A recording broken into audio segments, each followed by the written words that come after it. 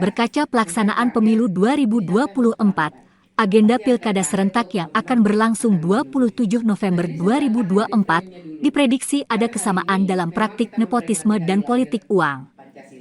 Pilkada dengan segala prakteknya mungkin peraturannya cukup baik, tapi prakteknya seakan-akan lepas dari nilai-nilai Pancasila, tidak ada keadilan dan persoalan nepotisme.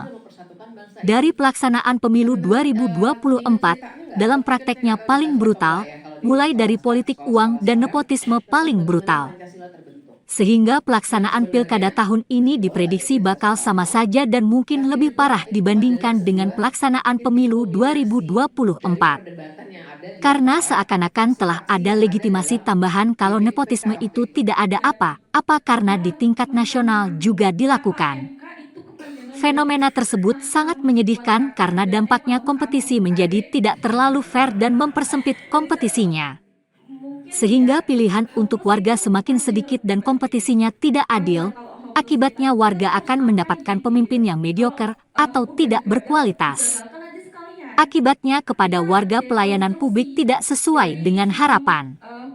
Bivitri Susanti juga mengungkapkan, mendapatkan bocoran adanya fenomena pembelian rekomendasi dari partai politik oleh calon yang maju pilkada.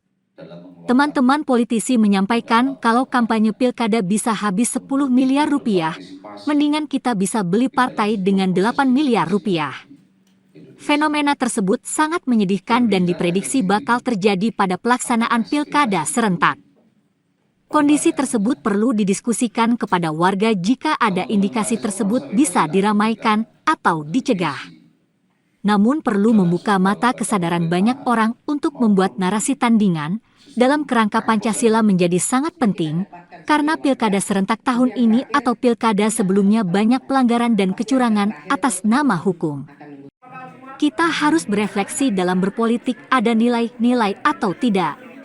Dalam kerangka Pancasila itu jadi penting sekarang, karena pilkada yang tahun ini maupun yang sudah-sudah, apalagi dikasih konteks pemilu kemarin, di mana banyak sekali pelanggaran, kecurangan atas nama hukum. Saya sebagai orang hukum ya, jadi sedih sekali. Itu kan membuat kita harus berefleksi tentang ini sebenarnya ada nilai-nilai atau tidak sih dalam berpolitik.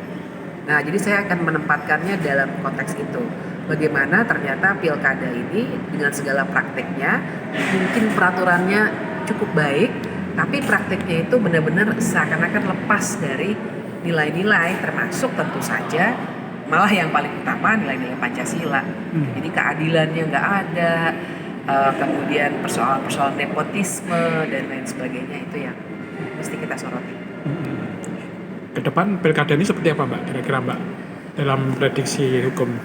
Kalau saya sih melihat berkaca dari pemilu yang kemarin ya, Februari 2024, dan praktiknya yang luar biasa menurut saya paling brutal. Praktik mulai dari politik uang sampai nepotismenya paling brutal. Jadi saya melihat pilkada tahun ini akan sama saja, bahkan barangkali lebih parah karena seakan-akan dapat legitimasi tambahan bahwa nepotisme itu tidak apa-apa karena bahkan di tingkat nasional pun dilakukan. Nah, jadi saya menduga ini akan parah sekali, dan sebenarnya saya sudah banyak sekali diskusi dengan politisi di Jakarta, cukup banyak loh dari partai yang enggan untuk bertarung di tingkat pilkada karena mereka bilang terutama yang dari kelompok yang kalah ya, mereka bilang nanti kita akan dibeginikan lagi Mbak, buat apa kita pilkada. Mereka udah pesimis. Jadi menurut saya menyedihkan karena nanti jadi kompetisinya jadi barangkali malah tidak hanya tidak fair tapi juga mempersempit kompetisinya sehingga pilihan untuk warga, kita kan patokannya harus selalu begitu ya. Apakah warga mendapatkan yang terbaik atau tidak? Kalau pilihannya makin sedikit, kompetisinya juga tidak adil, nanti warga hanya akan dapat pemimpin yang istilah itu mediocre gitu, yang tidak berkualitas, dan ini nanti akibatnya kepada warga. Teman politisi nih ya di Jakarta, bukan aktivis yang ngomong ke saya, tapi politisi. Dia bilang, Mbak, kita tuh kalau kampanye ya 10M lah. Kita bisa beli partai dengan 8M.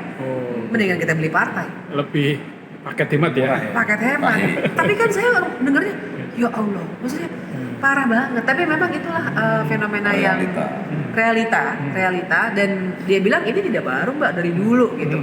Nah, jadi saya khawatir itu akan banyak terjadi lagi di pilkada serentak sekarang, karena justru karena serentak menurut saya jangan-jangan partai malah akan jualan aspek itu. Jualan kubu kosong. Intinya. Iya, dan langsung banyak karena ini serentak Iya, gitu, iya. nggak satu kan gitu. Jadi itu yang bocorkan dari politisi atau siapa? itu politisi yang Politisi ya? ngomong, Oh. bukan aktivis, Iya, iya. bukan akademisi, memang Iya, iya. politisi, Politisi, ya. yang mengaku betul memang seperti itu situasinya. Jadi menurut saya itu perlu nggak apa-apa kita diskusikan aja kepada warga supaya paling tidak nanti kalau sudah mulai ada indikasi seperti itu bisa diramaikan gitu. Nggak tahu apakah bisa dicegah atau tidak, tapi membuka mata banyak kesadaran banyak orang menurut saya baiklah untuk mulai ada narasi tandingan.